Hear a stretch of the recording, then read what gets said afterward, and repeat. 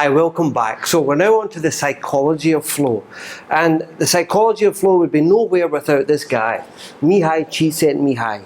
Mihaly Csikszentmihalyi has been doing research on the flow state for a large number of years. I don't know exactly, but he's an old dude. So he has been doing a lot of the research and really has sort of pulled the flow state up to the front. The name, the flow state, it's actually Mihaly Csikszentmihalyi that coined the term the flow state. And the reason he used that word is because during his research and interviewing different people from day-to-day people and athletes, artists, poets, business executives, he's interviewed them all, and he found a common traits that people were expressing when they're in the flow state.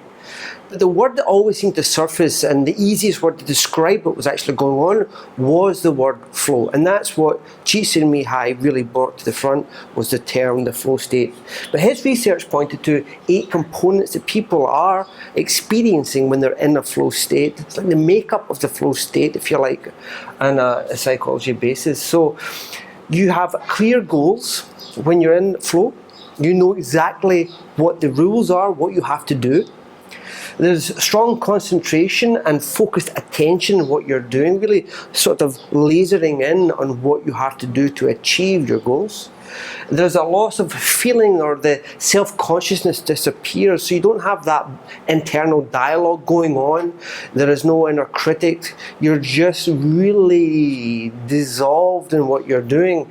And when you're dissolved in what you're doing, the distortion of sense of time happens. And that links into what we spoke about previously about the prefrontal cortex, because it's measured there. And when the prefrontal cortex lessens in activity, time is distorted, and that's one of the things that Mihaly Csikszentmihalyi found, plus all the research done on the brain imagery. Immediate feedback. So when you make a mistake, you know you've made a mistake and you can adapt accordingly to it. So you have that feedback. There is a sense of personal control over what you're doing, a sense of personal control over what you're doing, okay? So you have that feeling that what you're doing, you're in total control over it. There's absorption. So absorption to me is I prefer to use what's called dissolving into the situation where action and awareness merges. This is where you become the task that you're undertaking, you become what you are looking to do. You become a fighter, you're not somebody that does fighting. Do you understand what I mean? And then you have the progressive balance between skill and challenge. And this is a really a great way of explaining what the flow state, and I like to use it a lot. So with this, Mihaly Csikszentmihalyi created this sort of graph here.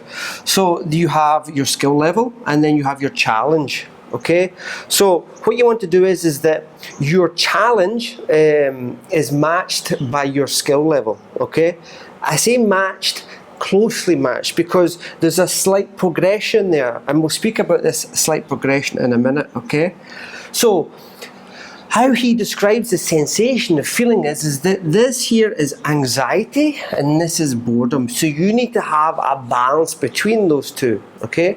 Not too anxious, not too bored. Engaging. You can also think about it as in your sympathetic and parasympathetic nervous system. So this would be your sympathetic nervous system and your parasympathetic nervous system. You need to be aroused too much. So you get aroused too much, you're out of flow. You're too relaxed, you're nowhere near in flow. There's got to be a coherence there. Now this progressive line, there's been a few. It's been hard to explain that progression. How much of a resistance do you need, or how much of a challenge do you need on your skill level? And the number they came up with was 4%, and they've tested it numerous of ways, and they're saying 4% is that growth level that you want to get you in that coherence with flow, that progressive balance between your skill and challenge. However, 4% sometimes hard. What does that feel like? What does a 4% feel like? Okay. Now in fitness, there's a way of measuring something, measuring your output, and it's called rate of perceived exertion. Okay. So what that is 1 to 10 graph. Okay. 1 is that the activity is too easy. Okay. And 10 is too difficult. to be in flow with this progressive balance, you want to be at a 7. 7 is the key number for you to get that feeling of what it feels like to be in the flow state. I like that feeling. I like to use the number 7 as a way to measure myself in a coherence there. My sympathetic and parasympathetic nervous system. I don't want to be pushed too much. I don't want to be at 10. I don't want to be at a 5. I just want to be at 7. But you can decide which one's best for you. Either the 4%, how does that sense to you, or the 7%. Okay. Now, another cool thing that Csikszentmihalyi did is he realized that people, when they're in the flow state, or they've been in the flow state on a consistent basis throughout their life, these people seem to be in more of a sort of what's called an autotelic personality. Okay. They seem to express being a more autotelic. So, autos is self, and telos is goal. It's a Greek word, of course, my wife. A Greek word, so self-goal. It means that, you're doing something for the love of doing it. You're not necessarily doing it for the material rewards. You're not doing it for the trophy. You're doing it because you love to do it. And that really is the secret fuel to everything. Too many people are looking for that result, and that's what blocks them and limits them. You want to get back to why you're doing it. You're doing it for the love of that. If you can't find that love of that, maybe that's not the direction you've got to be using for your flow. Maybe you want to look for flow for something else. We have that hunger that's in there. Now, the autotelic personality, the certain characteristics that are in there, people are more persistent, they're curious, they're open to experiences, they're really action-orientated people. They're positive, they have this internal drive, they love challenges, and they're willing to learn. So this is really the makeup of an autotelic personality. But you don't need to be bogged down with this information. All you want to do is find something that triggers you into the flow state. And the training that we do inside the programs are all designed to put you into the flow state, prime you for the flow state, give you tools to align yourself with the flow state so that you can express these, but not necessarily observing them. See, the catch that everybody seems to fall into is that they analyze if they are in the flow state. So when the second they analyze something, they're caught in this wee gap here. Am I in flow? Am I not in flow? No, you're not.